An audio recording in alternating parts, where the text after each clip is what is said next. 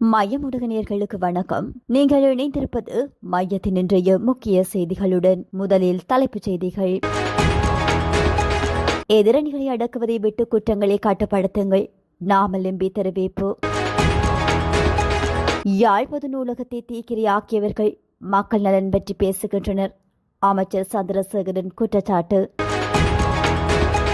கொழும்பு துறைமுக நகர வன்முறை மோதல், கொலை சம்பவ விசாரணையில் அம்பலமாகும் இணைய மோசடி சர்ச்சை. நான் பதவி விலகப் போவதில்லை, எதிர்க்கட்சிக்குள் ஹர்சன பதிலடி. கோட்டபயவுக்கு எதிராக அவரது மருமகனை வாக்குமூலம், தீவிரமடையும் விசாரணை. கொழும்பில் பிறந்தநாள் விழாவில் பரபரப்பை ஏற்படுத்திய துப்பாக்கிச்சூடு, சிசிடிவி கமராக்களில் சிக்கிய சந்தேக நபர். நீதிமன்ற பிடியாணியால் சபையில் வெடித்த அர்ச்சுனா ராமநாதன். தென்சீன கடலில் பதற்றம், சீனா பிலிப்பைன்ஸ் இடையே புதிய மோதல். தொடர்பென விரிவான செய்திகள்.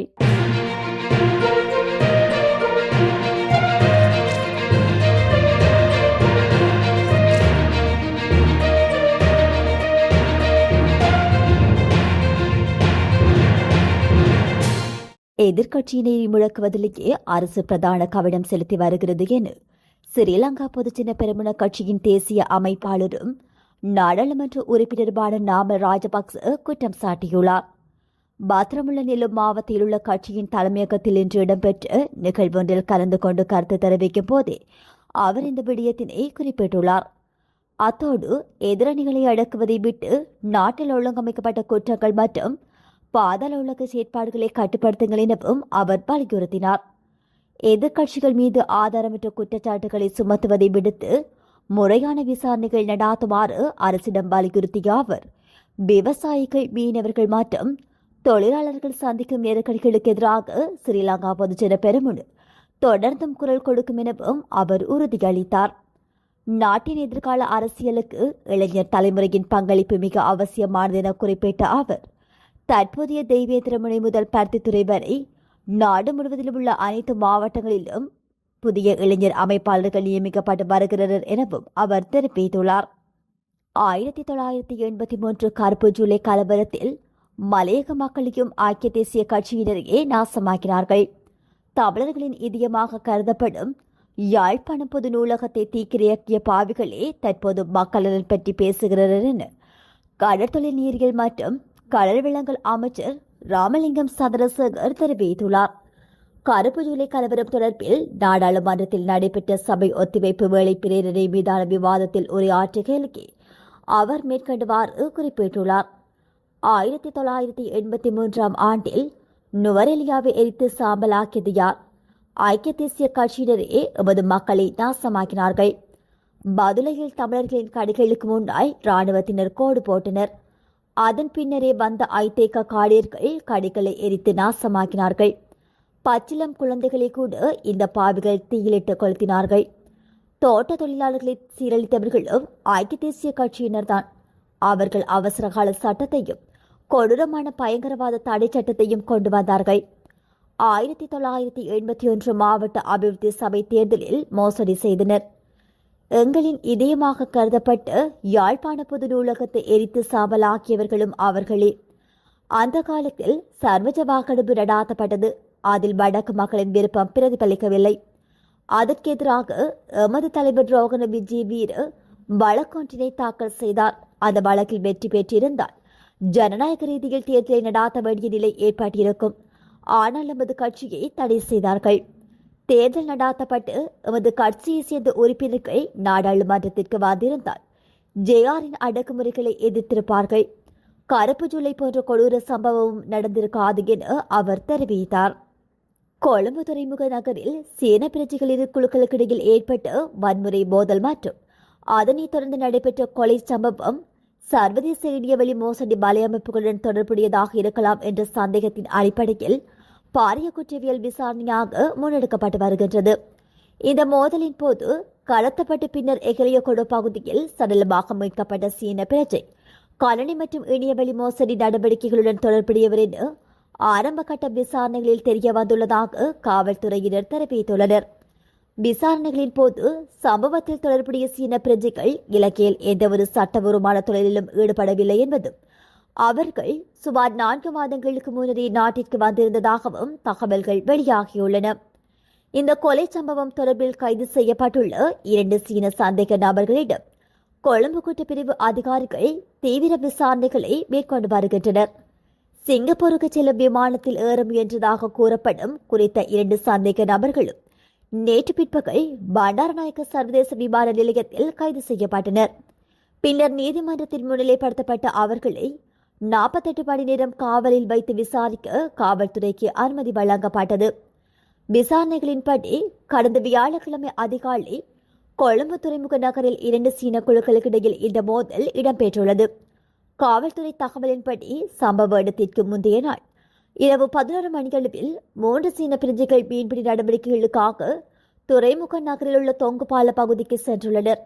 இதன்போது அதிகாலை 2 மணியளவில் சுமார் 20 சீன பிரஜைகள் அடங்கிய மற்றொரு குழு அங்கு வந்து குறித்த மூவரையும் துப்பாக்கி முனையில் அச்சுறுத்தி தாக்கியதுடன் கடத்திச் சென்றதாக தெரிவிக்கப்படுகின்றது. கடத்தப்பட்டவர்களில் 2 துறைமுக நகருக்குள் உள்ள ஒரு வாகனத்தில் கைகளும் கால்களும் கட்டப்பட்ட நிலையில் மீட்கப்பட்டனர். 3வது நபர் வேறு இடமொன்று கழித்து செல்லப்பட்டதாக விசாரணையாளர்கள் தெரிவித்தனர். சில மணி நேரங்களுக்கு பின்னர் கடத்தப்பட்ட சீன பிரஜையின் சடலம் எகலியகுட பகுதியில் கண்டுபிடிக்கப்பட்டது. அவரது உடலில் பலத்த காயங்கள் காணப்பட்டதாகவும் கைகள் கால்கள் மற்றும் கண்கள் கட்டப்பட்ட நிலையில் சடலம் மீட்கப்பட்டதாகவும் காவல்துறையினர் தெரிவித்துள்ளனர். மேலும் சடலத்தை மறைக்கும் முயற்சியாக அதன் மீது கற்கள் வைக்கப்பட்டிருந்ததாகவும் தெரிவிக்கப்பட்டுள்ளது. சடலம் தற்போது அவிசாவளி வைத்தியசாலை பிரேத அறையில் வைக்கப்பட்டுள்ளது. கடத்தல் மற்றும் கொலை சம்பவத்திற்கு பயன்படுத்தப்பட்டதாக சந்தேகிக்கப்படும் வாகனம் ஒன்று எகலியகுட பகுதியில் இருந்து மீட்கப்பட்டுள்ளது. மேலும் குற்றச்செயலுடன் தொடர்புடையதாக சந்தேகிக்கப்படும் ஒரு சொகுசு ஜீப் வாகனமும் பண்டாரகம பகலபோ பகுதியில் மீட்கப்பட்டுள்ளதாக விசாரணையாளர்கள் தெரிவித்துள்ளனர். இந்த விசாரணைகள் தற்போது கொழும்பு குற்றப்பிரிவின் கீழ் முன்னெடுக்கப்பட்டு வருகின்றமை குறிப்பிடத்தக்கது. ஊழல் குற்றச்சாட்டுகளுடன் தொடர்புடையவர்களும் பிணையில் உள்ளவர்களுமே பதவி விலகுமாறு நாட்டு மக்கள் கோரி வருவதாக நீதி அமைச்சர் ஹர்ஷன நாணயக்கார சுட்டிக்காட்டியுள்ளார். நீதி அமைச்சர் ஹர்ஷன நாணயக்கார மீது எதிர்க்கட்சிகள் கொண்டு வந்து நம்பிக்கையில்லா பிரேரணை மீதான விவாதத்தில் இந்த விடயத்தை குறிப்பிட்டுள்ளார்.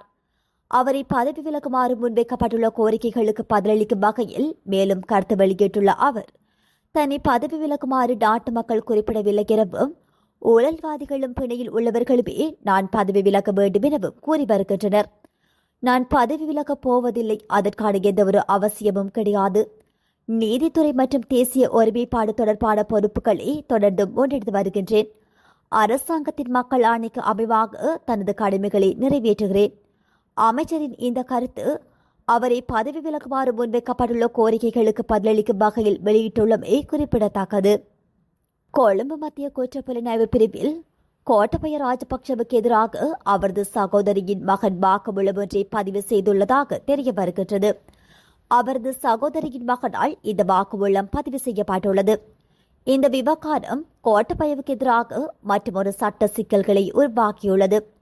கோட்டபயவின் முன்னாள் செயலாளரான சுகேஸ்வர பண்டார மீதான நிதி மோசடி குற்றச்சாட்டு குறித்த விசாரணைகள் முன்னெடுக்கப்பட்டு வருகின்ற நிலையில் இந்த வாக்குமூலம் முக்கியத்துவம் பெற்றுள்ளது.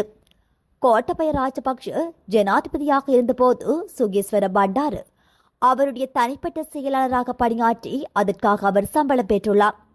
அது மட்டுமன்றி ரணில் விக்ரமசிங்க ஜனாதிபதியான பின்னரும் விசேட ஒப்பற்ற ஒரு பதவியை உருவாக்கி சம்பளத்தை பெற்றுள்ளதாக குற்றச்சாட்டுகளில் அம்பலமாகியுள்ளது. இதற்கு மேலதிகமாக விசேட திட்டங்கள் என்ற பெயரில் 137 பேருக்கு வேலைவாய்ப்புகள் பெற்றுக் கொள்ளப்பட்டுள்ளதாக இந்த விசாரணையில் தெரிய வந்துள்ளது. இந்த பணிக்காக 17 கோடிக்கும் அதிகமாக அரசு பணம் செலவிடப்பட்டுள்ளது. மேலும் அவரது வாகனத்தின் பராமரிப்பு செலவுக்காக 59 லட்சம் ரூபாய் பராமரிப்பு செலவுகள் பெறப்பட்டுள்ளது. இவ்வாறு மொத்தமாக 24 கோடி ரூபாய் அரசு பணம் செலவிடப்பட்டுள்ளதாக சுகீஸ்வர மீது குற்றச்சாட்டுகள் முன்னெடுக்கப்பட்டுள்ளது.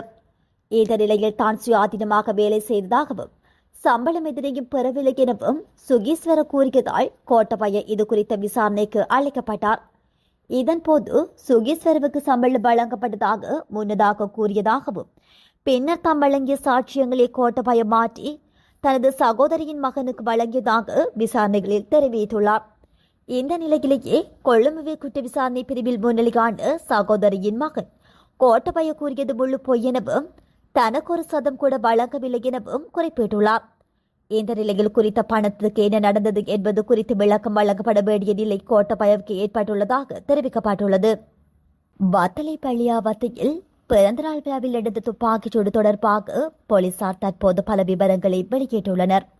நேற்றிரவு சுமார் 9:30 மணியளவில் நடந்த இந்த துப்பாக்கிச் சூட்டை மட்டக்குழியாவைச் சேர்ந்த மனோஜ் என்ற சந்தேக நபர் நடாத்தியிருக்கலாம் என சந்தேகிக்கப்படுவதாக போலீசார் தெரிவித்துள்ளனர். போதைப்பொருள் கடத்தல்காரர் என்று கூறப்படும் குடுரோசன் என்ற நபரை குறிவைத்து இந்த துப்பாக்கிச்சூடு நடாத்தப்பட்டதாக தெரிவிக்கப்படுகின்றது. கொலை நடந்த இடத்திற்கு வந்த துப்பாக்கிதாரி நடனமாடியபடியே வந்து பின்னர் துப்பாக்கிச்சூடு நடாத்தியுள்ளமை மண்டபத்தில் பொருத்தப்பட்டிருந்த சிசிடிவி கேமராக்களில் பதிவாகியுள்ளது. இருப்பினும் கொடுரோசன் அணிந்திருந்ததை போன்ற உடையை அணிந்திருந்தமையினால் உயிரிழந்த நபர் மீது துப்பாக்கிச்சூடு நடாத்தப்பட்டுள்ளதாக தெரிவிக்கப்படுகின்றது. இதன்போது பொரலே வானத்தமிழி பகுதியைச் சேர்ந்த வானத்திய சுமேது என்பவரை உயிரிழந்துள்ளதாக அடையாளம் காணப்பட்டுள்ளார். இதற்கிடையில் தாக்குதலுக்கு பிறகு துப்பாக்கிதாரி தப்பியோடும் சிசிடிவி காட்சிகளும் வெளியாகியுள்ளன. இந்த சம்பவம் குறித்து 5 போலீஸ் குழுக்கள் விசாரணைகளை மேற்கொண்டு வருவதாக தெரிவிக்கப்படுகின்றது. நாடாளுமன்ற உறுப்பினர் அர்ச்சனா ராமநாதன் பாராளுமன்ற அமர்வில் கலந்து கொண்டிருக்கும் போது அவரை கைது செய்ய நீதிமன்றம் பிடியாணை பிறப்பித்துள்ள விவகாரம் குறித்து நாடாளுமன்றத்தில் சர்ச்சை ஏற்பட்டுள்ளது. பாராளுமன்ற அமர்வு இருப்பதாக நீதிமன்றத்திற்கு அறிவித்த போதும் இவ்வாறு பிடியாணை பிறப்பிக்கப்பட்டுள்ளதாக சபையில் குறிப்பிட்ட அர்ச்சனா எம்பி இதனால் தனது சிறப்புரிமைகள் மீறப்பட்டுள்ளதாக தெரிவித்துள்ளார். அர்ச்சனாவுக்கு ஆதரவாக கருத்து வெளியிட்ட எதிர்க்கட்சித் தலைவர் சஜித் பிரேமதாஸ் நாடாளுமன்ற உறுப்பினர் விவாதம் ஒன்றில் கலந்து கொண்டிருக்கும் போது அவரை கைது செய்ய நீதிமன்றம் பிடியாணை பிறப்பிப்பது மோசமான முன்னுதாரணம் எனவும் அவர் குறிப்பிட்டார். பிரதி அமைச்சர் சுனில் வட்டக்கலை இதன்போது குறுக்கிட்டு பாராளுமன்ற உறுப்பினராக இருந்தாலும் விசேட தேவைகள் இருந்தால் தவிர அவர் வழக்கு விசாரணைகளுக்காக நீதிமன்றத்தில் ஆஜராக வேண்டும் எனவும் அவர் குறிப்பிட்டார். எதிர்க்கட்சி எம்பி சுஜீவ சேனசிங்க கருத்து வெளியிட்டு இது அனைத்தும் பாராளுமன்ற உறுப்பினர்களதும் பொதுவான பிரச்சினை என்றும் இதுகுறித்து பொதுவான தீர்மானம் ஒன்றை பாராளுமன்றம் எடுக்க வேண்டும் எனவும் தெரிவித்தார். இந்த நிலையில் இந்த விடயம் தொடர்பில் பாராளுமன்றம் உரிய கவனத்தை செலுத்தும் என பிரதி சபாநாயகர் ரிஸ்வி சாலி உறுதி வழங்கினார். கோட்டை போலீஸ் அதிகாரிகளின் கடமைக்கு இடையூறு விளைவித்ததாக தொடரப்பட்டுள்ள வழக்கில் அவர் நீதிமன்றத்தில் ஆஜராக தவறிய அடுத்து அர்ச்சனா ராமநாதனுக்கு எதிராக கோட்டை நீதவான் நீதிமன்றம் இன்றைய தினம் பிடியாணை பிறப்பித்து உத்தரவிட்டுள்ளது. தென்சீன கடலில் சீனாவுக்கும் பிலிப்பைன்ஸுக்கும் இடையே ஒரு புதிய மோதல் ஏற்பட்டுள்ளதாக சர்வதேச ஊடகங்கள் செய்தி வெளியிட்டுள்ளது. இந்த தாக்குதலில் 2 நாடுகளின் கடலோர காவல் கப்பல்களும் நீர்த்தாரை பீரங்கிகளை பயன்பட்டதாக தெரிவிக்கப்பட்டுள்ளன. இப்பகுதியின் மீது 2 நாடுகளுக்கும் இறையாண்மை வலியுறுத்தி வருகின்ற நிலையில் இந்த சம்பவம் 2 நாடுகளுக்கும் இடையே நிலவி வருகின்ற கடல்சார் பதற்றங்களில் மற்றொரு அத்தியாயத்தை குறிப்பதாக எச்சரிக்கை விடுக்கப்பட்டுள்ளது. 2023 ஆண்டு முதல் 2 நாடுகளுக்கும் இடையே இத்தகைய மோதல்கள் அடிக்கடி நிகழ்ந்து வருகின்றன. இரு தரப்பினரும் வெளிப்படையான கடற்படை மோதலில் ஈடுபடாமல் பல்வேறு கடல்சார் நடைமுறையாக உத்திகளில் ஈடுபட்டு பதற்றங்களை அதிகரித்து வருகின்றனர். பரந்தன் சீன கடல் சர்ச்சையில் ஸ்கார்போரோ ஷோல் ஒரு பதற்றமான பகுதியாக நீடிக்கின்றது.